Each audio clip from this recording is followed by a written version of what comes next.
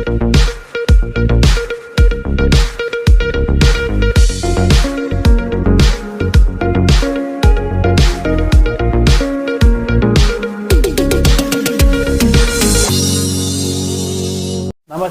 KVC news స్వాగతం. ప్రతిక్షణం సామాన్యుడి పక్షం. నేను మీ చలపతి. నేటి వార్త.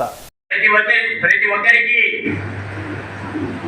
మా మాదిగ కుటుంబాల నుండి వచ్చినటువంటి నా రక్త బంధువులందరికీ ఇక్కడ వేదిక మీద ఉండబడేటువంటి ప్రతి ఒక్కరికి పేరు పేరున ధన్యవాదాలు తెలియజేసుకుంటూ, ప్రత్యేకంగా మన రాష్ట్ర అధ్యక్షులు వెంకటేశ్వరరావు అన్న గారు ఎంఆర్పిఎస్ పుట్టి దాదాపుగా 30 సంవత్సరాలు గడుస్తున్నా అనేక ఉద్యమాల్లో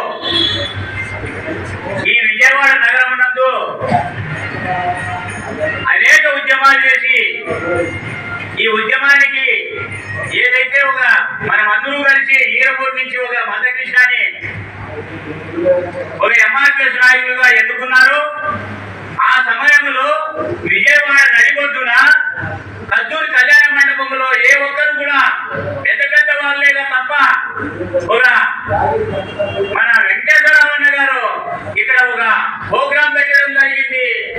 మందకృష్ణాన్ని వివేచించి కేఎస్ బాబు ఆధ్వర్యంలో, వెంకటేశ్వరరావు గారి ఆధ్వర్యంలో కస్తూరిబాయి కళ్యాణ మండపంలో ప్రోగ్రాం చేయడం జరిగింది.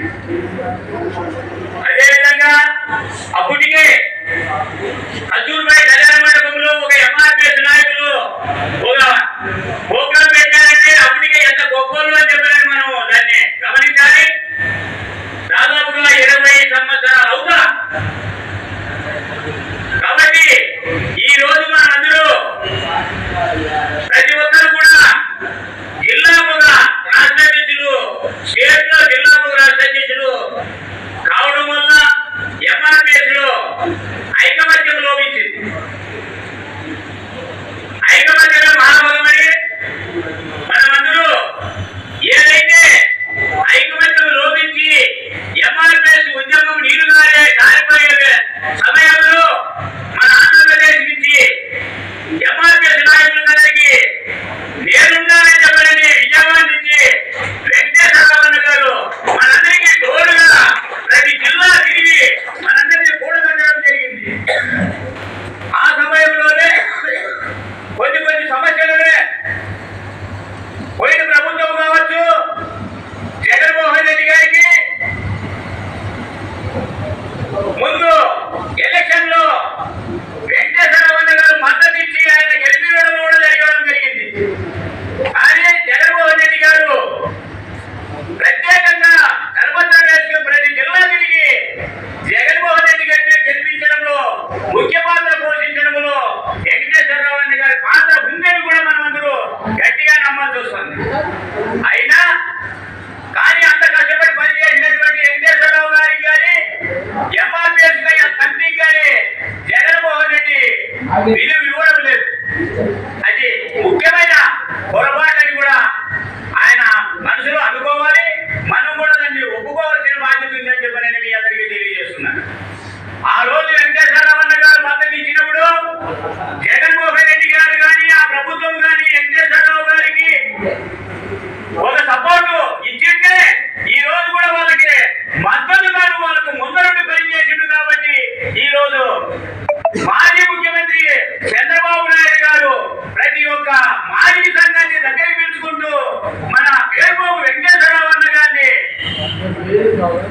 ఎక్కడైతే ఆయన కనపడినాడో ఆయన్ని మనసారా ఆహ్వానించి మీరు మాకు మద్దతు ఇవ్వండి, మీకు కావాల్సినటువంటి ఎస్సీ వర్గీకరణకు సంబంధించి నేను ఏదైనా కానీ మాజీలకు నేను మేలు చేస్తానని చెప్పనని మాట తీసుకున్న తర్వాతనే వెంకటేశ్వరరావు గారు మన ఇప్పుడున్న ఉండబడినటువంటి ముఖ్యమంత్రి అయినటువంటి చంద్రబాబు నాయుడు గారికి మద్దతు ఇచ్చి ప్రచారం చేసి ప్రతి జిల్లా కూడా తిరిగి మాదిగలను కూడగట్టుకొని కూడా చంద్రబాబు నాయుడు కూడా గెలిపించడం జరిగిందని కూడా మనం గట్టిగా నమ్మాలి.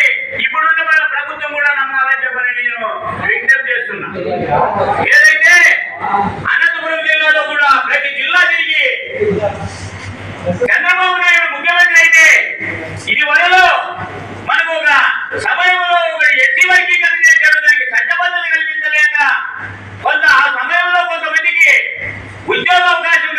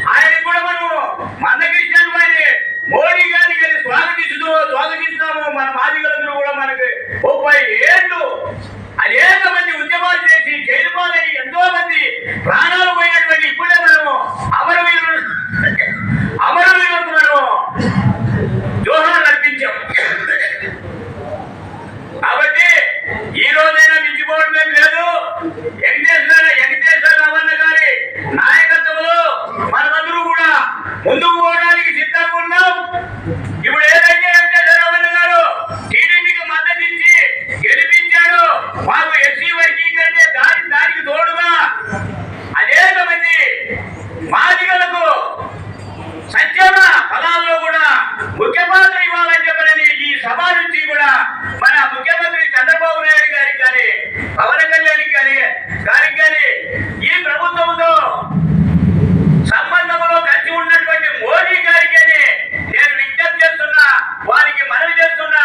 ఖచ్చితంగా మాదిగల పట్ల మాదిగల ఓట్లతోనే గట్టి దక్కినటువంటి ప్రజా ప్రతినిధులు ఎంతో కాలం నుంచి కాంగ్రెస్ ప్రభుత్వం నుంచి కూడా మాదిగల ఓట్లే కీలకమని కూడా ఇప్పుడు అధికారంలో ఉండబడినటువంటి ప్రభుత్వం గారి. ఇంతటితో నేటి వార్త సమాప్తం. మరిన్ని వార్తా విశేషాలతో మీ ముందుకు వస్తుంది KV's news. Until then, signing off మీ కేవీ చలపతి.